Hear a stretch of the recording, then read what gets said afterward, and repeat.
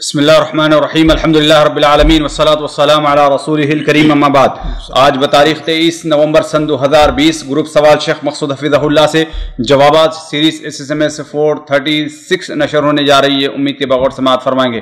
Group number 4 کے بقیہ سوالات شیخ محترم پہلا سوال ہے گروپ نمبر 4 سے، ساتھی پوچھتے ہیں کہ شیخ محترم جیسا کہ کہا جاتا ہے کہ اگر کوئی زیر ناف کے بال وغیرہ اگر 40 دن تک نہ نکالے تو اس کی نماز نہیں ہوتی ہے۔ سوال یہ ہے کہ اگر کوئی بیماری کی وجہ سے اگر وہ تاخیر کر لے تو اس کا کیا حکم بنتا ہے؟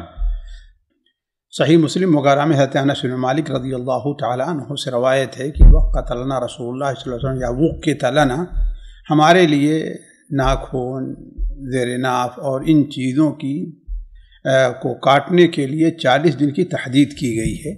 اس روایت کی بنیاد پر علماء کہتے ہیں کہ ہر انسان کے لیے ضروری ہے کہ کم سے کم 40 دن زیادہ سے زیادہ 40 دن کی مدت ہو سکتی ہے کہ اپنے ناخن وغیرہ کو چھوڑے رکھے، اس کے بعد جائز نہیں ہے۔ لیکن کوئی عالم یہ نہیں کہتا ہے کہ اگر کسی نے 40 دن سے زائد چھوڑ دیا تو اس کی نماز نہیں ہوگی، اس کی نماز نہیں ہوگی۔ یہاں تو لوگوں کے سامنے عذر ہے، جیسا کہ سوال میں ہے۔ عذر کی صورت میں تو ظاہر بات اللہ تعالیٰ نے بڑی چھوٹ دی ہوئی ہے، لیکن اگر کسی کے پاس عذر بھی نہیں ہے اور اگر کوئی کرتا ہے تو اسے یہ تو گناہ ہو سکتا ہے کہ اس نے شریعت کی مخالفت کی ہے، لیکن اس کا تعلق نماز ہونے یا نہ ہونے سے کچھ بھی نہیں ہے۔ جی، تو یہی حکم بغل کے بالوں کا بھی ہے؟ بغل، ناف کے نیچے جو بال ہیں، یعنی اس میں ہر ایک کا یہی حکم ہے۔ لیکن جو حکم دیا گیا زیادہ سے زیادہ جو 40 دن کی مدت ہے وہ سب بالوں پہ ہے یا صرف زیر ناف کے؟ نہیں، وہ ناخون کا تراشنا ہے، زیر ناف کے بال ہیں، ان بالوں کا معاملہ ہے۔ جی، بغل کے بالوں کا نہیں ہے؟ بغل کے بالوں کو زیر ناف میں قیاس کر سکتے ہیں بس، اور کچھ نہیں۔ جی جی، اگلا سوال ہے، ساتھی پوچھتے ہیں کہ اگر گھر والے زبردستی کریں رسم و رواج کے لیے کہ مگر شادی کے لیے لڑکا اور لڑکی اس بات پر راضی نہیں ہے کہ ہم سیدھی سادی شادی کرنا چاہتے ہیں، لیکن گھر والوں کا اصرار ہے کہ ایک بیٹا یا ایک بیٹی ہے، لہذا ہم پورے دھوم دھام کے ساتھ پورے رسم و رواج کے ساتھ کریں گے، تو کیا گناہ بچے پر بھی آئے گا؟ یا اس موقع پر لڑکا اور لڑکی کو کیا کرنے کا حکم شریعت دیتی ہے؟ بھائی دیکھیے، اصل میں آج کل جو ہے وہ شادی سادی سودی اور اس کا مفہوم لوگوں نے بہت تنگ کر دیا ہے۔ رسم و رواج، ہر قسم کی رسم و رواج ناجائز اور حرام نہیں ہے کہ نہیں ہے؟ ہر قسم کے جو رسوم شادی سے متعلق ادا کی جاتی ہیں وہ ناجائز اور حرام نہیں ہیں، وہ کسی مصلحت کے پیش نظر جو ہے وہ منع ہو سکتی ہیں، لیکن ہر قسم کی اب اگر ایسی رسم و رواج ہیں جو جائز کی حدود میں آتی ہیں تو اگر کوئی باپ یا بھائی کرنا چاہتا ہے تو ٹھیک ہے، آپ جو ہے اس کے شوق کے اوپر چھوڑ دیجیے۔ یہ الگ مسئلہ ہے کہ آپ کہیے کہ میں چاہتا ہوں کہ یہ پیسہ جو خرچہ ہوگی دوسرے کام میں آئے، دوسرے کے آ جائے گا، ہے کہ نہیں ہے؟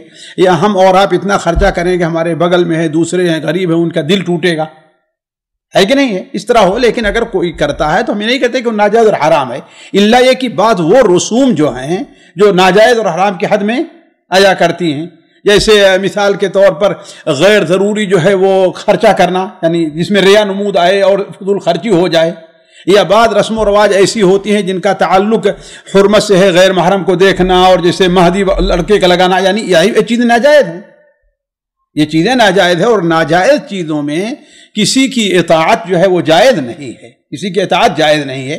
لیکن اگر لڑکی ہے بسا اوقات مجبور ہوتی ہیں تو ہم سمجھتے ہیں کہ انشاءاللہ ایسے طور پر وہ معذور سمجھی جائیں گی، لیکن اب اس کی وجہ سے اختلافات کھڑے کرنا کہ ہماری شادی ہی نہ ہو، ہے کہ نہیں ہے، یا جو ہے اس طریقے سے جو ہے باپ ناراض ہو جائے اور آپ کی شادی کا مسئلہ ٹل جائے، میں یہاں شادی نہیں کروں گی، ظاہر بات اتنی سختی جو ہے نہیں کرنی چاہیے، آپ اللہ کے ہاں معذور سمجھی جائیں گی۔ جی شیخ، جائز رسومات کیا ہو سکتے ہیں؟ بھائی جائز رسومات ہو سکتی ہیں، مثال کے طور پر یہ ہے کہ بارات لے جانا ہے، 2 4 6 8 10 15 20 100 اپنی استطاعت کے مطابق، ہے کہ نہیں ہے؟ یا لڑکی والے کو شوق ہے کہ ہاں میں دعوت کروں، ظاہر بات اصل یہ خرچہ کس کے اوپر ہے؟ اصل یہ لڑکے ہونا ہے، لیکن ایک اگر کوئی یہ چیز کر رہا ہے نا، اور تو اس میں ہم اس کے لیے اتنی سختی نہیں ہونی چاہیے۔ اس کو رسم تو نہیں بولیں گے؟ اور کیا کریں گے بھائی، یہ شرعی حکم ہے، دعوت ہے تو دعوت رسمی چیز نہیں. جو جس دعوت کا شریعت نے حکم نہ دیا ہو صرف رسم و رواج کے طور پر وہ کی جاتی ہے، ظاہر بات رسم چیز ہے یہ. یا اور اس قسم کی جو رسمیں ہو سکتی ہیں. اب ہم بہت سے رسموں کو نہیں جانتے، اس لیے کہ ہمارے ہاں رسوم کا رواج کیا ہے، بہت کم ہے. جی جی جی. مثال کے طور پر ایک جگہ کوئی اگر اپنی شادی کی رات، شادی سے پہلے والی رات میں اگر مہمانوں کو کھانا کھلانا چاہتا ہے کوئی، تو کوئی حرجہ نہیں ہے. سارے لوگ آتے ہیں، ادھر سے مہمان آتے ہیں اور دلہن کو مہندی لگاتے ہیں، اس پر کھانا وانا بناتے ہیں اچھے سے. بھائی اصل میں دیکھیے، یہ اصل دیکھا جائے گا کہ اس کے پیچھے کیا تصورات اور خیالات کام کر رہے ہیں، ہے نا. لیکن اگر آ رہے ہیں ایک دن سے پہلے، اگر کوئی آدمی کا 2 دن دعوت کرتا ہے تو اس میں کیا حرج کی بات ہے. یہ الگ مسئلہ ہے کہ ان رسومات جو غیر ضروری ہیں ان سے پرہیز کیا جائے.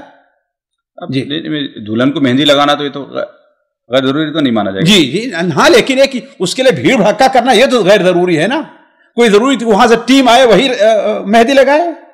سارے لوگ مہمان یعنی جو باہر سے لوگ آئے ہیں تو کوئی اپنے گھر میں نہیں لگ سکتی اس کے لیے مہندی. ایک ہی عورت آ جائے جو مہندی لگانے میں ماہر وہ لگا دے، کوئی ضروری ہے کہ اس کے لیے پوری ٹیم آئے؟ نہیں، خوشی کا ماحول پیدا کرنا. بھائی وہی تو کہہ رہا ہوں، تو ایک رسم ہوئی کہ نہیں ہوئی؟ تو یہ رسم غیر ضروری ہے نا یہ. تو پھر ادھر کھانا کھلانا بھی کیا ضروری ہو گیا؟ بھائی میں کہاں کہہ رہا ہوں کھانا کھلائیں نا، میں تو کہہ رہا ہوں کھانا کھلائیں. اگر کوئی ایسے لوگ آتے ہیں تو میں کہاں کہہ رہا ہوں ٹھیک ہے جائز ہوگا، اللہ ہے کہ اس کے ذریعے سے کوئی بڑی خرابی پیدا ہو رہی ہو تو. اس لیے کہ بسا اوقات ایک چیز بتاتے خود ناجائز ہوتی ہے اور بسا اوقات نتائج کے لحاظ سے اس کو منع کیا جاتا ہے. جی جی. اگلا سوال ہے، ساتھی پوچھتے ہیں کہ شیخ محترم ایسی عورت کے ساتھ کیا کریں جو غصے کی حالت میں گالی گلوچ دے اور بعد میں جب غصہ ٹھنڈا ہو جائے تو کہے کہ میں اپنے غصے پر قابو نہیں رکھ پاتی ہوں، اس لیے مجھ سے غلطی ہو جاتی ہے. تو ایسی عورت کے ساتھ ہمارا برتاؤ کیا ہونا تو اس کو غصہ نہ دلائیں، پرہیز کریں جن باتوں سے غصہ آتا ہے. یا جب اس کو غصہ ہے تو آپ وہاں سے ہٹ جائیں، ہے کہ نہیں ہے؟ سب سے اچھی چیز یہ ہے آپ خاموش ہو جائیں، آپ نرم پڑ جائیں. کوئی ضروری ہے غصہ ہو تو آپ اس کو اور جذبات آپ بات ہی کریں اس سے.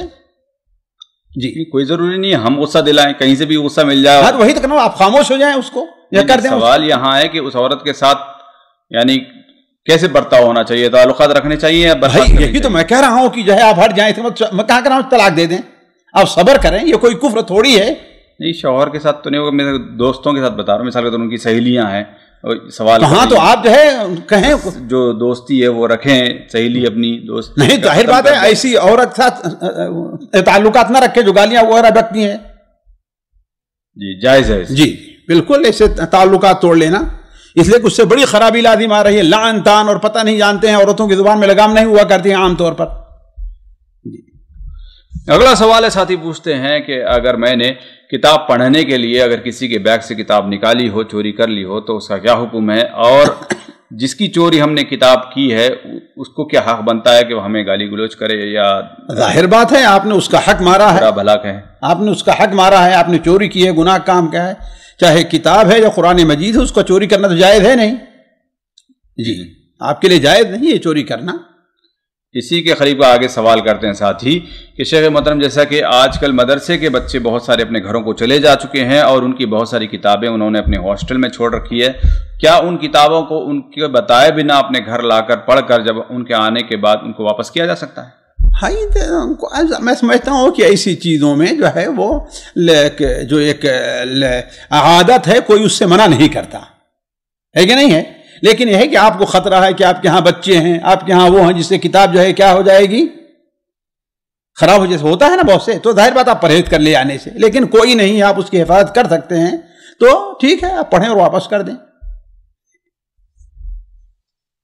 اگلا سوال ہے، ساتھی پوچھتے ہیں کہ روزے کا فدیہ مسکین کو دینا ہے لیکن اگر مسکین نہ ملے تو کیا کریں؟ اور اسی طریقے سے انٹرسٹ کا پیسہ جس کو دینا وہ بھی نہ ملے تو کیا کریں؟ مسکین ملے گا ہی نہیں. مسکین تو کوئی نہیں کہتا کہ مسکین نہیں ہے. ہو سکتا ہے کسی خاص گاؤں میں نہ ہو، کسی محلے میں نہ ہو، کسی علاقے میں نہ ہو، لیکن مسکین تو پائے جا رہے ہیں نا. ان کا آپ کوشش کیجیے، آپ کو فرض ہے آپ ان کو دینے کے لیے. اور بعض علماء اس طرف گئے ہیں کہ اگر یہ نہیں ہو سکتا ہے تو اس کے بدلے کیا ہے، پھر اس کے بدلے اتنے پیسے جو ہے آپ صدقہ کر دیں اس کے حساب سے. اپنے یہاں سے منتقل کر دیں، ہے کہ نہیں؟ اسی معاملہ جو ہے سود کا بھی ہو سکتا ہے، اب اپنے علاقے سے اپنی جگہ سے دوسری جگہ منتقل کر دیں۔ اس دنیا کے اندر بہت سے بیچارے محتاج اور فقیر اور پڑے ہوئے ہیں، بہت سے ایسے لوگ ہیں کہ ان کا علاج نہیں ہو پاتا، علاج نہ ہونے کی وجہ سے ان کی موت واقع ہو جاتی ہے، بہت سے ایسے لوگ ہیں، اسی جگہوں پر ان پیسوں کو خرچ کیا جائے۔ جی اگلا سوال ہے، ساتھی پوچھتے ہیں کہ عصر سے پہلے والی 2 سنتوں کی کیا فضیلت ہے اور آیا روز پڑھنی چاہیے یا نہیں؟ بھائی مجھے تو عصر سے پہلے 2 سنت کی کسی فضیلت کا میرے علم میں نہیں ہے کوئی فضیلت ہے۔ جو وارث ہے سنن ابو داؤد وغیرہ میں ہے عبداللہ ابن عمر کی روایت، وہ 4 رکعت فضیلت کی ہے۔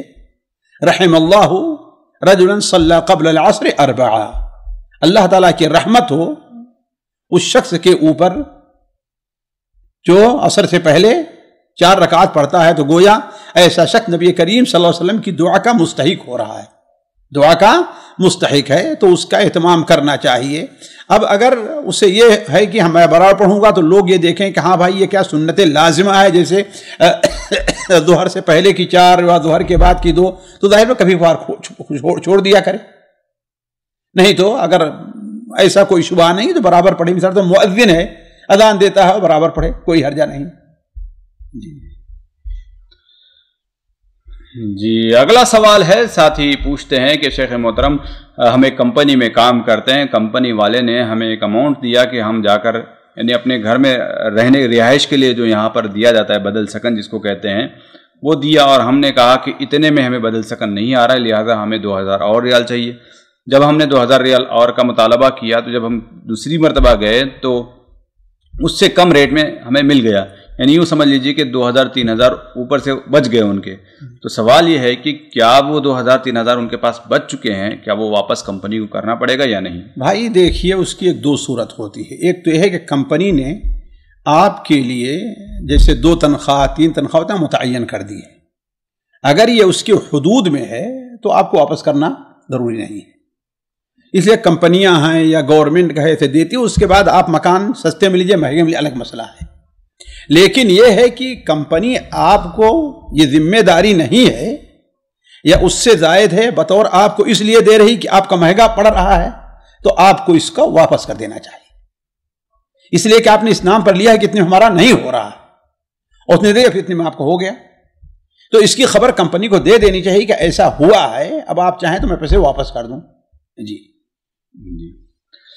اگلا سوال ہے، ساتھی پوچھتے ہیں کہ نماز استسقاء کے لیے جیسے جاتے ہیں، اس میں جو چادر پلٹانے کا جو معاملہ ہے، یہ اس کی کیا حکمت ہے اور کیا سنت ہے کہ ہر کوئی مثال کے طور پر سعودی عرب میں جیسے شمع وغیرہ لوگ لے کے اس سے کام چلا لیتے ہیں، لیکن جہاں پر اس کا رواج نہیں ہے تو کیا ایکسٹرا چادر لے جانے کا حکم ہے مرد اور عورت سب کے لیے؟ حکم اور چیز ہے، حکم اور چیز ہے، لیکن یہ ہے کہ لے جانا چاہیے، لے جانا چاہیے، اور اس کو جو ہے پلٹنے کی حکمت علماء نے یہ بیان کی ہے کہ تفاعل کے طور پر ہے، فعل نیک کے طور پر ہے، کہ جس طریقے سے ہم اس کو پلٹ رہے ہیں دعا کے بعد کہ اے اللہ تعالیٰ یہ جو حال ہمارے اوپر مسلط ہے اس کو بھی تو پلٹ دے۔ جی اگلا سوال ہے، ساتھی پوچھتے ہیں کہ شیخ محترم ہم ایک کمپنی میں کام کرتے ہیں اور ہمارا ایک ڈپارٹمنٹ خاص ہے اور اسی کمپنی میں دوسرے ڈپارٹمنٹ سے متعلق کانٹریکٹ نکلتا ہے کہ کام نکل جاتا ہے کوئی، تو اس کام کی رہنمائی ہم کسی دوسرے کمپنیوں کو کرتے ہیں کہ دیکھیں ہماری کمپنی میں یہ کام نکلا ہے، آپ آ کے پکڑ سکتے ہیں، تو ہمارے اس بتانے کی بنیاد پر جو باہر کی کمپنی وہ ہم کو کچھ منافع دیتی ہے، تو اس کرنے کا کیا حکم بنتا ہے شیخ؟ یہ سوال پچھلی مجلس میں آ چکا ہے، کہا گیا کہ یہ جائز نہیں ہے، یہ چیز جائز نہیں ہے۔ جی آپ یہ تو اطلاع دے سکتے ہیں کہ ہاں بھائی ہماری کمپنی میں ہے، اسے آزاد چھوڑیں، لیکن اس کے عوض میں آپ کوئی مطالبہ نہیں کر سکتے ہیں، اس لیے کہ آپ نہ تو اس کمپنی کے دلال ہیں، نہ تو آپ آزاد ہیں اس کمپنی سے الگ ہٹ کر کے کہ آپ لوگوں کے لیے کام تلاش کر رہے ہیں۔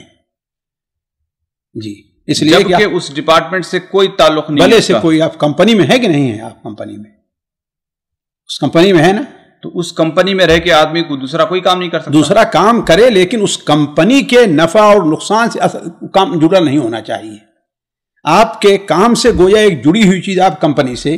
اور آپ دیکھیں اس دنیا کے اندر بھی یہ ہے، آپ مثال کے طور پر کوئی فرم ہوتی ہے، ایک مسابقے کا وہ نکالتی ہے کہ نہیں ہے، تو اس میں کیا شرط لگاتی ہے کہ ہماری کمپنی کا کوئی شریک نہیں ہونا چاہیے اس میں. اس لیے کمپنی کا مالک جب جانے گا تو اس پر راضی نہیں ہوگا، الا ہے کہ آپ کو جو کم کر رہا ہے آپ کمپنی کو دے دیں. ہدایا العمال غلول، ہدایا العمال غلول. جی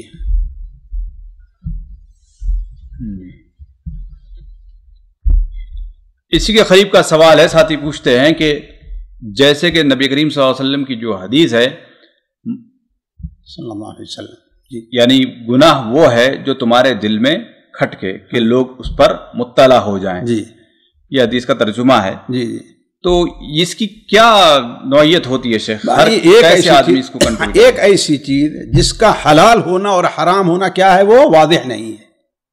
جی ایک چیز حلال ہے تو اس کے بارے میں یہ نہیں ہے، ایک حرام ہے مستقل طور پر نصاً تو حرام ہے، لیکن ایک ایسی چیز ہے جس کے اندر کیا ہے وہ تردد ہے، یا ایک ایسی چیز ہے جو لوگوں کے نزدیک جو ہے مثال پسندیدہ نہیں ہے. تو ہر ایسی چیز پر انسان کو یہ ہے کہ خود اپنے دل سے فیصلہ کرو، تم ہے کہ نہیں ہے، دل سے تم فیصلہ کرو. اب مثال کے طور پر میں آپ کو بتاؤں کہ آپ جو ہے ایک مدرسے کے ذمہ دار ہیں، ہے کہ نہیں ہے، آپ ایک مدرسے کے ذمہ دار ہیں، آپ مدرسے کے لیے کوشش کر رہے ہیں، لیکن مدرسے میں کوشش کی وجہ آپ ایک ایسی اپنے طور پر خدمت لے رہے ہیں جو لوگوں پر ظاہر نہیں کرتے. آپ کو یہ کرے لوگ دیکھیں گے تو کیا کہیں گے، لوگ دیکھیں گے تو کیا کہیں گے، ہے کہ نہیں ہے جی. تو ظاہر بات اب ایسی چیز سے کیا ہے پرہیز کرنا، بھلے سے وہ جائز ہو. بھائی میں کہہ دیا پھر آپ اس طرف آئے، ہم نے کہا جائز ہے تو اس میں کوئی سوال ہی نہیں ہے. اصل ہوتا ایسے کہ جائز چیزوں کے بارے میں بھی دل ایسا کرتا ہے. بھائی تو لوگوں کے سامنے واضح کر دیجئے کہ بھائی یہ ہے میں اس کو لے رہا ہوں، یہ نہیں ہے کہ آپ لیتے جائیں اور جو ہے وہ لوگ کیا سمجھ رہے ہیں کہ آپ تو ایک کام خیر کے طور پر کر رہے ہیں. ایک حساب مثال کے طور پر چندہ کرنا جائز ہے، ٹھیک ہے جی، لیکن کوئی آدمی یہ شرم کی وجہ سے یہ پسند نہیں کرتا کہ کوئی اس کو پتا کرے کہ کوئی چندہ کرتا ہے یہاں پر. نہیں نہیں نہیں نہیں، یہ تو الگ مسئلہ ہے. چندہ کرنا جائز ہے، بسا اوقات ایک جائز کام اور اس میں شرم اس لیے نہیں ہو رہا کہ شرعی مسئلہ ہے. فرق چیز ہو شرعی چیز ہو، یہ شرم شرعی چیز نہیں ہے، یہ شرم شرعی چیز ہے. چندہ مانگنا کوئی عیب نہیں ہے، جی ہے نا، شرم کیا ہے، یہ عیب نہیں ہے کہ نہیں. اس کا دل بار بار یہ کرتا ہے کہ تو یہ اس کی ایمانی کمزوری ہے، وہ اس کی بزدلی ہے، یہ شرم نہیں ہے. اسی لیے تو علماء کہتے ہیں یہ شرم نہیں، یہ کمزوری ہے انسان کی، یہ بزدلی ہے. کیوں بھائی؟ وہ محا کا فی صدرک کا قطع نہیں آئے گا، یہ تو اس کی اپنی کمزوری ہے، یہ اس کی اپنی کمزوری ہے کہ وہ جو ہے لوگوں سے نپٹ نہیں سکتا ہے کہ لوگ اس پر اعتراض کریں. تو چندہ تو اللہ کے رسول صلی اللہ علیہ وسلم نے مانگا ہے کہ نہیں مانگا ہے؟ جی مانگا ہے کہ نہیں مانگا ہے؟ تو اس مانگنے میں شرم کیوں ہونی چاہیے؟ تو ہماری بزدلی کمزوری ہے نا. جی تو ایسی ہی چیزوں پہ آدمی دیکھ کر اس کا اصول کیا رہے گا؟ ایک موٹا ہے کہ حلال جو ہے اس کے اوپر بھلے سے شرم آ جائے جی تبھی اس کو کوئی چاہے دل میں کتنا کھٹکے اس کے بارے میں پریشان ہونے کی ضرورت نہیں. بالکل پریشان. اور اگر کوئی حرام چیز ہے دل کے کھٹکتا ہی نہیں پھر بھی جی تو بھی اس کا جواز کا سوال نہیں ہے. تو اب جو چیزیں جو چھپی بھی ہیں اس کے بارے میں پتا کرنا پڑے گا کہ وہ حلال ہے یا بہت لمبا سا باب ہے، اس کے لیے ایک مستقل سوال جواب کا پورا گروپ ہی اسی کے لیے چاہیے. جی مثالیں کے لیے. جی اگلا سوال ہے، کچھ سوالات خواتین گروپ سے شامل کیے جاتے ہیں. پہلا سوال ہے، بہن پوچھتی ہیں کہ شیخ محترم 3 سال کا بچہ ہے، کبھی یعنی پیمپرس وغیرہ میں ٹوائلٹ وغیرہ کر لیتا ہے جس کی وجہ سے کبھی وہاں بیٹھتا ہے اور یہاں بیٹھتا ہے اور گیلا پن لگ جاتا ہے، تو ایسی صورت میں کیا کرے عورت؟ اس کو دھو لے. جہاں پر گیلا پن ہے وہ تو سمجھ میں آ جاتا ہے، اگر سوکھ جائے بعد میں جہاں پر کیا وہاں پر بو باقی ہے کہ نہیں باقی ہے؟ جی مہک ہے، ظاہر بات اس کو جو ہے دھولنا ہے. جی جی. اور اگر مہک نہیں ہے تو کوئی حرجہ نہیں ہے. یعنی مہک اور کچھ نظر نہیں آ رہا ہے تو پھر کوئی بات نہیں، سوکھ جائے تو بھلے سے یہاں بیٹھ کر اٹھ گیا بچہ. جی لیکن ہم دیکھ نہیں رہے، کچھ لگی نہیں دیکھ رہے ہیں ہم اس کو. جی کوئی لگی نہیں دیکھ رہے ہیں. ایک تو چیز ہوتی ہے کہ فوری اگر دیکھ لے تو بات تو پھر کنفرم ہو جاتی ہے چیز، لیکن ایک ہوتا ہے کہ پتہ نہیں کہاں بیٹھا ہوا ہے اور ہاں لیکن اب ہم نہیں دیکھ رہا ہے اور نہ کہ کہیں مہک آ رہی ہے ہے کہ نہیں ہے؟ تو کوئی ضروری نہیں کہ پورا گھر اور ہاں، لیکن یہ ہے کہ اگر غالب گمان ہو جائے کہ لگی ہے کہیں پر گندگی تو پھر پورا دھلنا پڑے گا اس کو. اچھا جی جی. اب مثال کے طور پہ یہ فرش ہے، اب ہمیں پتہ نہیں کہ بیٹھا ہے وہ گیلا، یقیناً جو ہے اوپر سے گیلا لگ رہا ہے نا، جہاں بیٹھا وہاں پر لگے گا، لیکن پتہ نہیں یہاں ہے وہاں کہاں پر ہے، تو اب آپ کو پورا دھلنا ہے اس کو. جی اگلا یہیں پر ہے ما حاک فی صدرک یطلع علیہ الناس، ما حاک فی صدرک، ارے پتہ نہیں کہاں بیٹھا ہے کہ نہیں ہے؟ شبہ آیا کہ نہیں ہوا، تو اس کو زائل کرنا ہے. جی اگلا سوال ہے، بہن پوچھتی ہیں کہ کیا منزل اور شرعی رقیہ میں کوئی ایک بھی پڑھ لیں، اور کوئی پڑھ لیں تو ہر مشکل کے لیے وہ چیز کام آ جائے گی، یا جس مقصد کے لیے پڑھیں گے اسی کے لیے وہ چیز کام آئے گی؟ دیکھیے انما الاعمال بالنیات، قرآن کا پڑھنے کا اپنا ایک عام فائدہ ہے. ایک عام فائدہ ہے کیا؟ اللہ تبارک و تعالیٰ کی رضا، ہر حرف کے اوپر یہ وہ. اب وہ اس کی یہ ہو سکتی ہے کہ اللہ تعالیٰ اسے کسی بیماری سے بھی نجات دے دے، لیکن اس کے علاوہ یہ اگر نیت کرتا ہے کہ ہاں بھائی ہم اس لیے پڑھ رہے ہیں کہ ہمارے دل کے اندر جو کڑھن ہے، جو پریشانی ہے، اللہ دور کرے، تو دونوں چیزیں اس کو حاصل ہو سکتی ہیں. جی اگلا سوال ہے، بہن پوچھتی ہے کہ سلسل بول کی پریشانی ہو تو وہ ٹھنڈک میں بھی یعنی سردیوں کے موسم میں بھی شلوار دھل کر نماز پڑھنا ضروری ہے؟ ظاہر بات دھولنے سے بدل دے اس کو، ہے کہ نہیں ہے؟ اور یہ تو ظاہر بات ہے، آج کل تو بڑی آسانیاں ہیں کہ کوئی چیز رکھی جا سکتی ہے تاکہ وہ شلوار کے اندر نہ لگے، وہ کپڑا رہے اسی میں لگے، ہے کہ نہیں ہے؟ اور آج کل تو یہ جو پیمپرس وغیرہ ہیں یہ بڑے ایجاد ہو گئے ہیں، ہے کہ نہیں ہے؟ تاکہ وہ ہٹا لے، پھر اس کے بعد وضو کے لیے استنجا کر کے وضو کر لیں. جی اگلا سوال ہے، بہن پوچھتی ہیں کہ شیخ محترم اگر کسی کی والدہ اگر یہ کہے کہ میرے بیٹے کی شادی میری بھانجی سے ہی ہوگی، اور اتنے میں ان کا انتقال بھی ہو جاتا ہے، لیکن اس لڑکے کو وہ لڑکی پسند نہ ہو، تو کیا اس کے لیے وہ نکاح کرنا ضروری ہے؟ نہیں، ضروری نہیں ہے. اگر زندہ بھی ہو پھر بھی ضروری نہیں. یہ ہے کہ آپ صبر کریں اور نفس پر زور دیتے ہوئے. عموماً ایسا ہوتا ہے جب شادی ہو گئی ساتھ رہنے لگے تو جو ہے اگرچہ پہلے سے تعلقات محبت نہیں رہتی، کوئی نفرت رہتی، تو کیا ہے اللہ تعالیٰ اسے محبت میں بدل دیتا ہے کہ نہیں ہے؟ تو اگر آپ والدہ کو خوش کرنا چاہتے ہیں تو شادی کر لیں. اور یہ بھی ہے کہ ہو سکتا ہے کہ جیسے کہ اللہ تعالیٰ زندوں کے بعد عمل کے اوپر مردوں کو مطلع کر دیتا ہے کہ نہیں ہے؟ مردوں کو مطلع کر دیتا ہے، تو اس سے آپ کی والدہ وہاں خوش ہوں تو الگ مسئلہ ہے، لیکن آپ پر واجب نہیں ہے، نہ ان کی زندگی میں نہ ان کی وفات کے بعد. اگلا سوال ہے، بہن پوچھتی ہیں کہ شیخ محترم جیسا کہ معلوم ہے کہ زوال آفتاب اور طلوع آفتاب کے وقت پر یعنی نماز نہیں پڑھنی چاہیے. سوال یہ ہے کہ کیا سنتوں کے ساتھ فرض نماز کے لیے بھی یہی حکم ہے؟ نہیں، فرض نماز کا یہ حکم نہیں ہے. دیکھیے ایک چیز ہوتی ہے شروع کرنا، اور ایک چیز ہوتی ہے شروع پہلے کیا ہے اب درمیان میں آ گیا ہے. اب اگر فرض نماز جیسے کہ آپ نے فرمایا من ادرک رکعۃ قبل طلوع الشمس فقد ادرک الصلاۃ، جو طلوع شمس سے پہلے ایک رکعت پا لیا تو اگرچہ دوسرے کا طلوع کے بعد ہے تو اس کو وہ جو ہے ہو جائے گی. ہاں اگر جو ہے یہ ہے کہ بالکل ایسے وقت میں وہ تیار ہو پا رہا ہے کہ اب سورج بالکل ڈوبنا شروع ہو گیا، تب اسے رک جانا چاہیے. جی اگلا سوال ہے، بہن پوچھتی ہیں کہ اگر روزے کی نظر اگر ہم نے مانی ہو، اگر روزہ نہیں رکھ پا رہے ہوں، تو کیا ہم وہاں پر کوئی دوسری عبادت بھی کر سکتے ہیں؟ کسی دوسری عبادت سے اس کو مکمل کیا جا سکتا ہے اس نظر کو؟ ظاہر بات ہے ایک حقیقتاً ہوتا ہے اور ایک جو ہے اس کے بطور کفارہ کے ہوتا ہے. تو حقیقتاً تو یہ چیز نہیں ہوگی، روزہ ہی رکھنا ہے، اور اگر عاجز آ جائیں تو ظاہر بات نظر کا کفارہ ادا کرنا ہے. اور ایک دوسری چیز ہوتی ہے آپ روزہ نہیں رکھ سکی، نظر کا کفارہ آپ نے ادا کر دیا، ظاہر بات ہے آپ کو وہ جو اجر ملنا چاہیے برابر روزہ رکھنے کو تو نہیں مل رہا ہے. اب اس خسارے کو پورا کرنے کے لیے آپ کوئی دوسری عبادت جو ہے اس نیت سے آپ کر سکتی ہیں. اللہ تعالیٰ میں یہ نہیں کر سکی، اس سے عاجز آ گئی ہوں، میں یہ کرتی ہوں، کثرت ذکر ہے، کثرت تلاوت ہے، کثرت صدقہ اور خیرات ہے، یا کثرت سے نوافل ہے، اللہ تعالیٰ اس کا عوض کر دے، یہ ہو سکتا ہے. جی جی اگلا سوال ہے، بہن پوچھتی ہیں کہ شیخ محترم سفر میں نماز جو قصر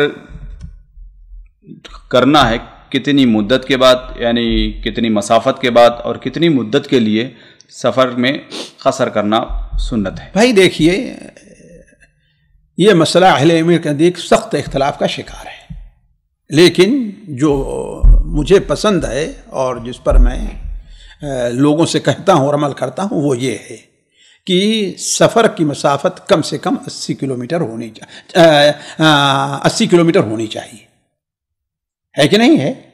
جیسا کہ حضرت عبداللہ ابن عباس رضی اللہ تعالی عنہما کا عمل اور ان کا قول صحیح بخاری وغیرہ کے اندر موجود ہے، امام بخاری کی رائے یہی ہوتی ہے، اور جیسا کہ حافظ ابن حجر نے کہا کہ فقہائے اہل حدیث کا عمل یہی رہا ہے، فقہائے اہل حدیث کا عمل، اور زیادہ تر علماء، کبار علماء اہل حدیث ہندوستان کے بھی وہ اسی طرف گئے ہیں مسافت کے بارے میں۔ اور جہاں تک اس کا تعلق ہے کہ کتنے دن تک ٹھہرنا ہے، تو اس سلسلے میں ظاہر بات ہے جیسا کہ پہلا مسئلہ مختلف ہی ہے، ایسے یہ بھی مسئلہ مختلف ہی ہے، لہذا جمہور کا جو قول ہے بطور احتیاط کے اسی کے اوپر عمل کیا جائے۔ وہ کیا ہے؟ 4 دن، بعد میں 5 دن اگر رہنا ہے، 4 دن تو کیا ہے وہ قصر کرے گا، اور اس سے زیادہ رہنا ہے تو وہ نماز کو پوری پڑھے گا۔ یہ اسی صورت میں ہے جب کہ وہ مستقل، یعنی اس کا ارادہ بن جائے 8 دن، ہفتہ، مہینہ رہنے کا، تو اور اگر نہیں، اسے تردد ہے کہ ہو سکتا ہے 3 دن ہو، 4 دن ہو جائے، جیسے آج کل کے بہت سے کام ہوتے ہیں، بسا اوقات علاج ہوتا ہے، آفیشیل ورکس ہوتے ہیں گورنمنٹ کے آفس کے، ہے نا، اس میں آدمی سوچ جاتا ہے 1 دن لگ جاتا ہے، اس میں کئی دن لگ جاتا ہے، تو ایسی صورت میں جو ہے وہ جتنے دن بھی رہے گا وہ قصر کرتا رہے گا۔ لیکن اگر مکمل ارادہ ہو جائے کہ نہیں ہمیں 10 دن رہنا ہے، ہمیں 15 دن رہنا ہے، ہمیں 20 دن رہنا ہے، تو احتیاط اسی میں ہے کہ جمہور کے مسئلے کے اوپر عمل کر لیا جائے۔ جی جو لوگ دلیل دیتے ہیں شیخ وہ 15 کلومیٹر 5-10 کلومیٹر، دیکھیے کیا جواب دیں گے؟ دیکھیے اس سلسلے میں اب لمبی بحث کا وقت نہیں ہے، یہ بات کئی بار آپ کر چکے ہیں سوال۔ یہ چیز جو ہے ہم نے کہا اللہ کے رسول صلی اللہ علیہ وسلم قول سے کچھ بھی وارد نہیں ہے، جو کیا آپ کا عمل ہے، آپ کا عمل ہے۔ تبوک میں آپ 19 دن رہے تو آپ قصر کرتے رہے، مکے میں آپ 15 دن رہے تو آپ قصر کرتے رہے، لیکن یہ صورتحال جنگ کی اور اس کی تھی، کوئی اطمینان کی نہیں تھی۔ البتہ عام حالات میں جو جمہور نے قبول کیا ہے وہ کیا ہے، حجۃ الوداع کے موقع پہ آپ صلی اللہ علیہ وسلم کیا ہے اتنے دن تک رہے تو آپ نے قصر کیا ہے۔ اس لیے ہم نے کہا کہ میں ان لوگوں کی رائے کی تنقیص نہیں کرتا، اس کی اپنی ایک قوت ہے، اس کا اپنا ایک وزن ہے، لیکن احتیاط کا پہلو جو ہم نے رکھا ہے وہ یہ ہے، اور احتیاط کا پہلو وہاں پر آتا ہے جبکہ دلائل تقریباً کیا ہیں، مساوی ہو، کسی ایک کے اوپر جو ہے انسان جزم کے طور پر کوئی بات نہ کہہ سکے۔ جی یعنی اگر کوئی کسی کے دلیل پر عمل کر رہا ہے، کسی یعنی کوئی 15 کلومیٹر پہ یا 30 کلومیٹر پہ، تو کوئی اس کو بحث کرنے کا حق نہیں ہے۔ دیکھیے 15 کلومیٹر تو یہ کوئی ہے ہی نہیں، جہاں تک ہے وہ کیا ہے، وہ 19، 20، 21 کلومیٹر کے بعد جا کر کے ہوتی ہے، حضرت انس بن مالک کی جو روایت ہے۔ جی ہاں، تو ٹھیک ہے، اگر وہ اس پر مطمئن ہے اپنے تحقیق سے، اپنے اطمینان سے، یا جس عالم سے سنا اس کے علم اور تقوی پر اسے اعتماد ہے، تو ہم نے کہتے ہیں کوئی حرج نہیں، منع نہیں کرتے اس کو۔ جی جی جی یعنی ایک دوسرے سے بحث نہیں کرنا چاہیے موضوع کو لے کر۔ بحث اس ناحیے سے تو ہو کہ حقیقت تک پہنچا جائے، لیکن بطور اعتراض کے، بطور دوسرے کو نیچے دکھانے کے، نہیں آپ غلط کر رہے ہیں، ایسی کوئی دلیل نہیں، ایسی بحث نہیں ہونی چاہیے۔ یہاں پر تو سنتوں کا بھی اہتمام کرنا پڑے گا، 5-4 دن، ظاہر بات اس کے بعد پھر سنت پڑھنی پڑے گی، مقیم کا حکم ہو جائے گا نا۔ نہیں 4 دن جو سفر کی، نہیں اس میں سنت نہیں ہے، نوافل کا باب مفتوح ہے۔ اچھا، لیکن جو نماز فجر سے پہلے کی اور بعد کی جو سنتیں فرض سے پہلے کی، یہ ہے وہ نہیں ہے۔ بعض اہل علم کہتے ہیں کہ قیام پذیر ہے، وہ اگر سفر پہ نہیں چل رہا ہے تو سنتوں پڑھ لے تو کوئی حرج نہیں ہے۔ مجھے جہاں تک یاد آ رہا ہے کہ شیخ ابن باز نے بھی اسی کا فتویٰ دیا ہے، واللہ عالم۔ جی اگلا سوال ہے، بہن پوچھتی ہیں کہ شیخ محترم کیا نیوز دیکھنا جائز ہے؟ اس میں عورتیں بھی شامل ہیں رپورٹنگ کے لیے، اور اسلامی دروس نہ سن کر ہمیشہ نیوز دیکھنا اور یہ کہنا کہ ہم مسلمان کے ساتھ کیا ظلم ہو رہا ہے انڈیا میں، یہ دیکھنا چاہتے ہیں۔ صرف اس لیے ہمیشہ نیوز دیکھتے رہنا جبکہ دوسرے ممالک میں بھی مسلمانوں کے ساتھ ظلم ہو رہا ہے، اس کا کیا حکم ہے؟ بھائی دیکھیے یہاں پر کئی مسئلے چھیڑ دیا ہے بہن نے. ایک مسئلہ تو یہ ہے کہ نیوز دیکھنا جس میں عورتیں بھی آتی ہیں. دیکھیے ورع کا پہلو ہے کہ ایسا نہ کرے مرد، لیکن ایک وقت کی کم ضرورت ہے تو کم سے کم حاجت ہے. اس کا مقصد جو ہے اس لڑکی کو دیکھنا نہیں ہے. اس کا مقصد کیا ہے؟ وہ خبر کو سننا اور وہ دیکھنا ہے. بسا اوقات ایک چیز اصلی مقصد نہیں ہوتی، تابع ہوتی، تو اس سلسلے میں اسلام نے کیا ہے وہ رکھی ہے. مثال کے طور پر حضرت عائشہ رضی اللہ تعالیٰ عنہ اللہ کے رسول صلی اللہ علیہ وسلم نے کھیل دیکھنے کا اصل مقصد کیا تھا؟ ان مردوں کو دیکھنا نہیں تھا. اصل مقصد کیا تھا؟ وہ کھیل دیکھنا تھا، ہے نا. اسی لیے جو علماء یہ کہتے ہیں کہ عورتیں مردوں کو نہیں دیکھ سکتی یعنی اس طریقے سے، تو وہ یہی دلیل دیتے ہیں کہ اصل کیا چیز تھا؟ وہ کھیل دیکھنا تھا، نہ کہ وہ. تو یہاں پر ایک فرق کرنا چاہیے. دوسری چیز یہ ہے کہ یہ جو نیوز وغیرہ کا مسئلہ ہے یہ اس حد میں رہنا چاہیے کہ اس سے ضروری اور اہم چیزیں ہم سے نہ چھوٹیں. بھائی ایک چیز ہے، یعنی بڑا تعجب ہوتا ہے کہ آج ایک صاحب کا بڑے ہیں، ظاہر بس بالغ ہیں، یعنی تعجب ہے. بعض ایسی بنیادی چیزیں لوگوں کو معلوم نہیں رہتی اور بس ایسا لگ رہا ہے کہ ساری ذمہ داری امت کی انہی کے اوپر آ گئی ہوئی ہے. یعنی ہمارے ان بھائی نے ایک سوال کیا کہ میرے والد کا انتقال ہو گیا ہے، کیا میں اپنے والد کی نماز جنازہ غائبانہ پڑھ سکتا ہوں؟ اب ہم نے کہا بھائی یہ سنت نہیں ہے لیکن جائز ہے. تو اب ان بیچارے کو نماز جنازہ پڑھنے کا طریقہ بھی نہیں معلوم ہے، اور طریقہ بتلایا تو نماز جنازہ میں دعا کیا وہ نہیں معلوم ہے. ذرا سوچیں آپ. تو ایسی اہم چیزیں چھوڑ کر کے صرف خبروں کے پیچھے پڑے رہنا، یہ تو اصل مسئلہ یہی ہے کہ انسان اپنے گھر کی چھت تو نہیں دیکھتا ہے کہ ہاں کہاں سے بارش آ رہی ہے، اور دیوانوں کو سجانے کے لیے پوری کوشش کر رہا ہے کہ نہیں. وہ انسان یہ تو نہیں دیکھتا کہ ہاں ہمارے جسم کے اندر ہم گوشت کھائیں، چاول کھائیں، روٹی کھائیں، صرف کیا ہے بس جو ہے صرف پھلوں کے پیچھے اور اس کے پیچھے پڑا اسے اپنا پیٹ بھرنے کی کوشش کر رہا ہے. تو اصل چیز یہ ہے کہ اہم چیزوں سے کیا ہے وہ غافل نہ کر دے آپ کو. اور تیسری چیز یہ ہے کہ ہمارے بھائی جو یہ کہہ رہے ہیں کہ ہم مسلمانوں پر کیا ظلم، لیکن آپ کے دیکھنے کچھ فائدہ ہے. آپ بیٹھ کر کے فطری طور پر آپ کو تکلیف ہوئی ایک قومیت کے طور پر، نہ کہ شرعی طور پر. قومیت طور پر آپ کو تکلیف ہوئی اور آپ نے جو ہے چند آنسو بہا لیے اور اشعث کلے پریشان ہو گئے. لیکن کیا اس سے آپ نے یہ سبق لیا کہ یہ کیوں ہو رہا ہے، اس سے ہم اپنی اصلاح کریں؟ کیا آپ نے اسی درد کے ساتھ 2 رکعت نماز پڑھ کے رات کی تاریکی میں اٹھ کر کبھی ان لوگوں کے لیے دعا کی ہے کہ نہیں؟ سوچنے کی بات ہے. تو اگر یہ ہے ہر ایک کو درد ہے، ہمیں بھی تکلیف ہے، لیکن اصل چیز کیا ہونی چاہیے؟ ہم سے اس سلسلے میں کیا مطالبہ؟ اللہ تعالیٰ ہم سے پوچھے تم نے کیا کیا آخر، نہ یہ مطالبہ کرے گا کہ فلاں حاکم نے فلاں نے کیا کیا ہے. جی اگلا سوال ہے، بہن پوچھتی ہیں کہ اگر ایک راوی کے بارے میں ایک حدیث کے بارے میں ایک محدث اسے صحیح کہتے ہیں اور دوسرے محدث اسے ضعیف کہتے ہیں، تو ایسے موقع پر ایک عام آدمی کیا کرے؟ بھائی دیکھیے عمومی طور پر ہم نے یہ دیکھا ہے اس قسم کے جو اختلافات ہیں اس سے کوئی بنیادی فرق نہیں پڑتا ہے.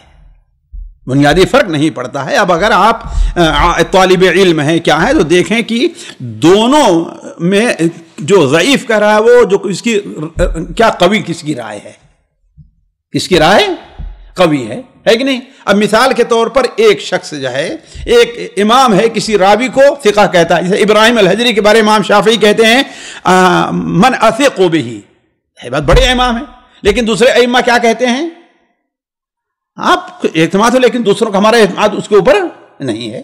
تو ہم یہ دیکھیں کہ اولاً جن کے اوپر زیادہ اعتماد ہے ان کے قول کے اوپر، اور یہ ہے کہ کس طرف زیادہ گئے ہیں، ہم اس کی بنیاد پر فیصلہ کر سکتے ہیں. جی اگلا سوال ہے، بہن پوچھتی ہے کہ سونے کے زیورات خریدتے وقت سائز اور ڈیزائن کے لیے ڈپازٹ دینا پڑتا ہے، اس کا کیا حکم ہے؟ بھائی دیکھیے یہ اس سے پرہیز ضروری ہے، اس سے پرہیز ضروری ہے، اس لیے کہ یہ ڈپازٹ تقریباً عربون جسے کہتے ہیں، بیع نامہ کہتے ہیں نا، اس کے حکم میں ہے، اور وہ قیمت کا ایک حصہ مانا جاتا ہے، قیمت کا ایک حصہ مانا جاتا ہے، اور ظاہر بات ہے یہ ہے کہ آپ خرید لیجئے، پورا پیسہ دے دیجئے اور کہیے کہ ہاں بھائی اس میں یہ چیز بنانا درکار ہے، آپ اس کو بنا دیجئے، میں آؤں گا تو اس کی قیمت الگ سے ادا کروں تو ٹھیک ہے۔ آ رہی بات سمجھے نا؟ یہ نہیں ہے کہ آپ ایک چوڑی دیکھی ہیں، اس چوڑی وہ پسند آ گئی تو آپ کہتی ہیں کہ ٹھیک ہے مجھے ایسی ہی ایک چوڑی بنوا دیجئے، میں اتنا پیشگی پیسہ دے رہی ہوں۔ ظاہر بات یہ چیز جائز نہیں ہے جی۔ جی اس کے جواز کی ایک صورت ہو سکتی ہے، ایک صورت ہو سکتی ہے کہ آپ جو ہے اس کے پاس کوئی قیمتی چیز، چاہے روپے ہی کہیں بھائی یہ ہمارے پاس ضمانت رکھ رہے ہیں، اس کا اس سے قیمت سے کوئی تعلق نہیں ہے، یہ اس لیے ہم کہہ رہے ہیں تاکہ آپ یہ نہ کہیں کہ ہم نہیں آئیں گے، آئیں اور اس وقت پھر کیا اس کی قیمت ہو، اس دن کیا قیمت ہو رہی ہے۔ اس لیے سونے قیمت میں فرق پڑتا رہتا ہے نا، صبح سے شام تک فرق پڑ جاتا ہے کہ نا؟ اس دن کیا قیمت ہے اس کا الگ سودا کر کے دیجئے اور یہ پیسہ آپ اپنا پر واپس لے لیجئے جی۔ اچھا، یہاں پر یہ شرط لگائی جا سکتی ہے کہ آپ مجھے اس دن بھی یہی ریٹ پر دیں گے؟ نہیں۔ کیوں؟ مطلب اس میں تو سونار کو اختیار ہے، نہیں کم اور زیادہ کر سکتا ہے کسی کے لیے۔ بھائی دیکھیے گویا کہ ہاں آپ یہ کچھ دے نہیں رہے ہیں، ہے کہ نہیں ہے؟ آپ کہیں کہ مہنگا نہیں ہم آپ کو اسی ریٹ پر دے دیں گے تو ٹھیک ہو سکتا ہے، ہم آپ کو اسی ریٹ پر دے دیں گے، لیکن یہ ہے کہ کوئی اس میں بے مکمل نہیں ہو رہی ہے۔ نہیں، بے مکمل نہیں ہوگی، بس یہ ہوگا طے ہوگا کہ یہ ہمیں چاہیے اور آپ کے ضمانت کے طور پر ہم نے پیسے ہی چلے رکھ دیجئے کہ یہ ریٹ مت سمجھ لیجئے، اس کو امانت کے طور پر رکھ لیجئے، ہم جب آئیں گے کیش علی کل حال ہم دیں گے۔ یہ وہی چیز ہے ما حاک فی صدرک والی بات ہے نا، دع ما یریبک الی ما لا نہیں، آج وقت کی ضرورت ہے نا، شکے سے کرے گا آدمی، ابھی مارکیٹ میں تو کوئی دوسرا حل ہے تو بھائی تو ٹھیک ہے، اس دن ہو سکتا سستا ہو جائے، اس دن تو یہ بھی تو ہو سکتا ہے، نہیں ہو سکتا ہے، ہو سکتا ہے، ہوتا ہے سستا بھی ہو جائے، سونے کی قیمت چڑھتی گھٹتی رہتی ہے۔ یہ عہد لینے میں شریعت میں کہاں خرابی آئی؟ بھائی یہی چیز ہے کہ گویا اب آپ طے کر لے ہیں بھائی، تو بے تو ہم طے ہی کر رہے ہیں بھائی، یہی تو بات طے کرنا بھائی، بے طے کر لیا، یہی تو ہے، یہی تو سلف ہے نا، تو پھر یہی تو جائز نہیں، بے طے کرنا تو ٹھیک ہے، آپ پیسہ دیجئے مکمل دے کر کے جائیے، اور جو کچھ اضافہ کر اپنی چیز لے لیجئے، جو کچھ اضافہ کرنا ہے پھر اس کے بعد کہ ہاں بھائی میں اس میں تھوڑا چھوٹا کرانا چاہتی ہوں، یہ میں بعد میرے کے آؤں گا، اس کی جو مزدوری ہوگی آپ کو دے دوں گی جی۔ یعنی ریٹ طے نہیں ہونا چاہیے، جی یہ میں اہم چیز جی۔ جی اگلا سوال ہے، بہن پوچھتی ہیں کہ حیض بد ہونے کے ایک دن کے بعد بھی 1-2 بوند خون آتا ہے، ایسی حالت میں حیض پکڑا جائے گا یا وہ نماز پڑھ سکتی ہے؟ بھائی دیکھیے اب اس میں یہ دیکھا جائے، اگر مکمل طور پر بند ہو گیا ہے، صرف ایک آدھ قطرہ خون آ رہا ہے، تو کیا حیض کے عوارض یا علامات اس میں پائی جا رہی ہیں کہ نہیں پائی جا رہی ہیں؟ رنگ کے لحاظ سے، بو کے لحاظ سے، جسمانی کیفیت کے لحاظ سے اگر نہیں ہے تو اسے استحاضہ کا خون مانا جائے گا جی۔ جی اگلا سوال ہے، بہن پوچھتی ہیں کہ غیر ضروری بال صاف کرنے کے بعد غسل کرنا لازمی ہے؟ نہیں، وہ ضروری نہیں ہے جی۔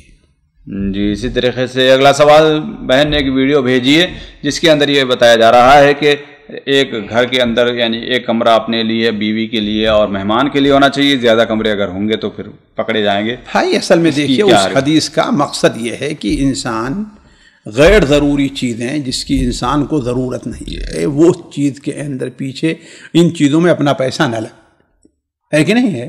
اب مثال کے طور پر ایک میاں بیوی ہیں، ہر ہفتے یا ایک مہینے میں اس کے بچے آ جایا کرتے ہیں، میاں بیوی ہیں، ایک کمرے 2 کمرے میں کام چل جائے گا، لیکن کیا ہے وہ کیا ہے بچے آ رہے ہیں، کہاں رہیں گے؟ ہاں، تو اگر اس کی وجہ سے اگر کوئی مکان بنا رہا ہے اس کے 2-3 کمرے اضافہ کر رہا ہے تو میں کوئی حرج نہیں، یہ اس کا ہے کہ وہ صرف استعمال بہت فخر اور مباحات کے انسان ہم نے اتنا بڑا گھر بنایا ہے۔ جیسے آپ دیکھیں یہاں بہت سے سعودیوں کے ہاں ہے، اب خود ان سے کہا اب پریشان ہو گئے، اوپر صفائی کا مسئلہ ہے، اب نہیں کرتے، ارے بھائی اب کیا ہے خادمہ لانا ضروری ہو گیا ہے، کون صاف کرے جی۔ سامعین کرام، ہمارے علمی اور عوامی دروس اور سوال و جواب کی مجلسوں سے آپ خود بھی مستفید ہوں اور اپنے دوست و احباب کے ساتھ بھی شیئر کریں۔ عین ممکن ہے کہ آپ کے شیئر سے کسی کی اصلاح اور آپ کے لیے صدقہ جاریہ بن جائے۔ واٹس ایپ پر اسلامک میسج حاصل کرنے کے لیے نمبر نوٹ فرمائیں: یعقوب عزیز 00966 5089 59707 واٹس ایپ سوال جواب گروپ میں ایڈ ہونے کے لیے نمبر نوٹ فرمائیں: عبدالسلام عمری 00966502627 نمبر بھیجتے ہوئے نام اور پتہ ضرور لکھیں۔ اسی طرح ہمارے یوٹیوب چینل اسلامی دعویٰ کو ضرور سبسکرائب کریں تاکہ ہماری ہر نئی اور اہم ویڈیو کی اطلاع آپ کو فوری حاصل ہو جائے۔ تمام دروس، مقالات اور سوال و جواب سیریز کے لیے ہماری مشہور ویب سائٹ www.islamidawah.com کا مشاہدہ کرتے رہیں۔ السلام علیکم ورحمۃ اللہ وبرکاتہ۔